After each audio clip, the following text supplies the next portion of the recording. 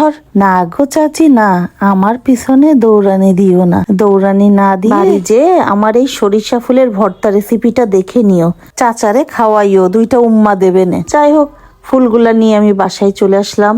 বাসায় এসে ফুলগুলো সুন্দর করে আমি বেছে নিলাম। এরপরে ফুলগুলো সুন্দর করে আমি ধুয়ে নিলাম পানিতে 2-3 বার। যদিও ফুলগুলো অনেক পরিষ্কার ছিল। এবার একটা সাদা ফ্রাই প্যানে আমি খানিকটা সরিষার তেল ঢাললাম। এতে একে একে রসুনের কিছু কোয়া, কিছু কাঁচা লঙ্কা এবং কিছু পেঁয়াজ কুচি ঢেলে দিলাম। এটা আস্তে আস্তে করে ভেজে লাল লাল করে ফেলবো, তাহলে এটা বাটলে এর স্বাদ খুব সুন্দর আসবে। যাই হোক, ভাজা শেষে আমি এটা বাটিতে ঢেলে ফেললাম।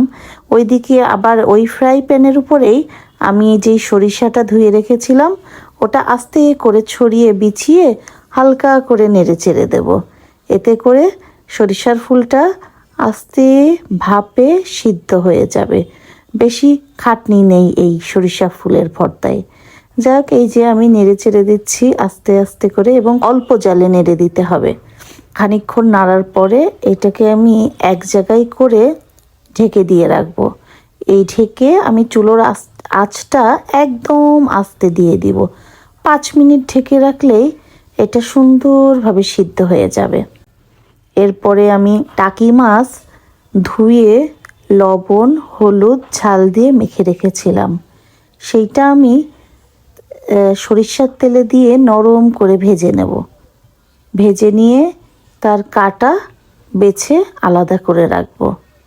এরপরে শরীরের যত শক্তি আছে সব দিয়ে আমি পাটায় সুন্দর করে এগুলো একসাথে বেটে নেব। বেটে নেওয়ার পরে এটা খেয়ে লবণটা চেক করে নেবেন, তারপরে খেয়ে দেখবেন কি যে মজা। কোথায় মাংস, কোথায় কি আমি জানি না, এর উপরে কোনো খাবারই যেন হয় না। যাই হোক, আপনারা বাসায় এটা ট্রাই করবেন। আমি বিশ্বাস করি এটা আপনারা খুবই খুবই পছন্দ করবেন। আর ভালো লাগলে একটা লাইক, কমেন্ট, শেয়ার, সাবস্ক্রাইব করবেন। ধন্যবাদ।